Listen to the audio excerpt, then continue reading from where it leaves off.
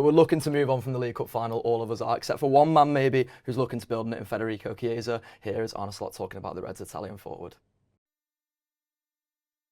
Yeah, it wasn't only that I didn't saw a lot of him during training sessions because we had so many games. It was also because he was more than he wanted, more than we wanted, injured. But it was good to see that he impacted the game when he came in.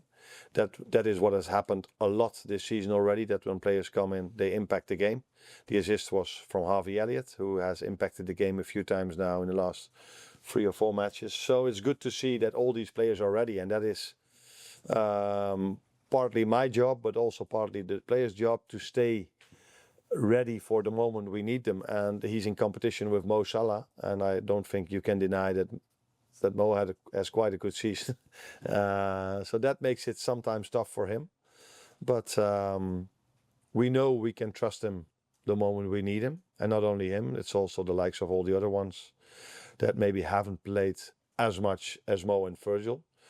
But we can trust them every time we need them.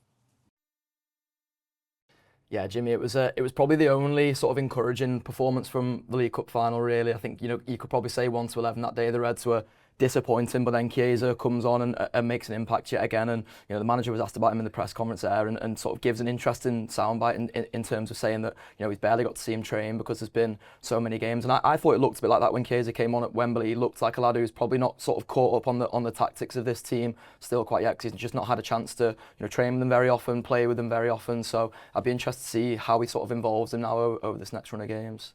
I mean, I think it's important to, you've got to try and involve all your squad players, especially with the talent Chiesa's got. But, he's been thrown in the deep end a little bit, Chiesa, hasn't he? He's struggled with an injury a little bit.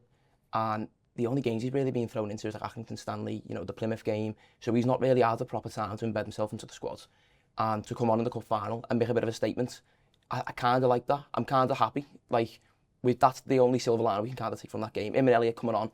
Even Elliott as well, like I say, because he's not really had much. So the two of them to come on and make a little bit of a statement and go, just listen, I'm involved now. I want to be involved in us winning this league.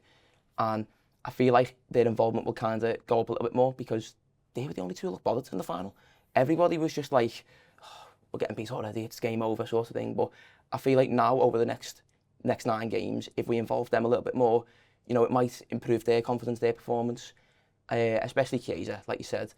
It's kind of hard though to get him in. We've got the best right wing in the world involved in the front line. That's what. I said it. It's a nightmare. You can't get anybody in over Salah at the minute the way he's playing as well. So I feel like maybe if you try and play him a little bit out of position on the left, because he's played down the middle a few times when he's come on as well. So he's proved that he can do it. But again, it's just if Slot's got that confidence in him. That's what surprised me a little bit, is that we've not seen more of him in different positions. Yeah, because I agree, I think it's fair enough to say, listen, he's been back up wide, right forward, and Salah has been phenomenal all season and barely needs a rest. And I think that's sort of fair enough, but he is a very versatile player, and when he come in, a lot of people talked about where he can play across the front three. He can either play as a deeper striker if you want, and that's what maybe I'm a little bit surprised about. I understand that you want to pick Mo Salah whenever he's fit, and Mo himself doesn't really agree with rest. And listen, he's in fantastic condition, isn't he? You just have to see his gym pics on Instagram to know he's in fairly good nick, and so he's like Jimmy and Benidorm, honestly, with his shorts on. But I think sorry, what was the tone of it? Jimmy in shorts now. But I think why not maybe try him on sort of down the left hand side where we may be struggling there.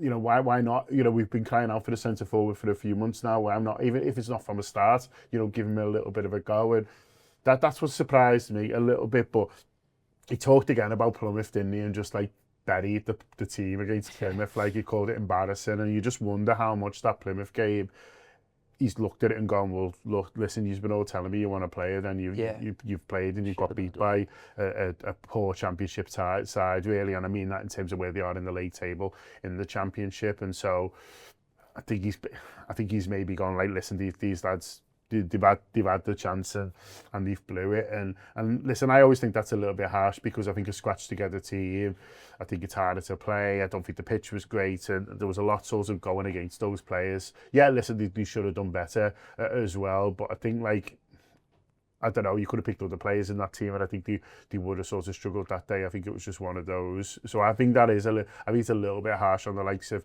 Elliott and Chiesa to judge them too much on that day, but it does feel by the fact that he's still bringing it up, then maybe that is the case. Yeah, and it's an interesting one going into this game, especially, Jimmy, because, you know, Liverpool, you could argue, got a couple of forwards who are out of form. Diaz and Gakpo go away in the international break and score, and I think you can probably see that in recent weeks we've been missing Gakpo and his influence, really. So I think it's good that he's, you know, gone away and got his goal. Like, I don't know where you're at in terms of your team selection for this one, particularly in the front three. I probably am leaning more towards going back to the Diaz, Gakpo, Salah front line, because Nunes and Jota have just not been good enough recently. And like, I take everyone's point about, you know, you need to give Chiesa a go at some point, but, you know, I think we've all sort of agreed there that he looks a little bit behind the curve in terms of, you know, just the development of this team, his sort of fit in this team. So I think if you're looking at it, you know, as such an important game at Anfield, the Merseyside derby, it's probably a tough one to throw Chiesa straight into. So go back to the tried and trusted.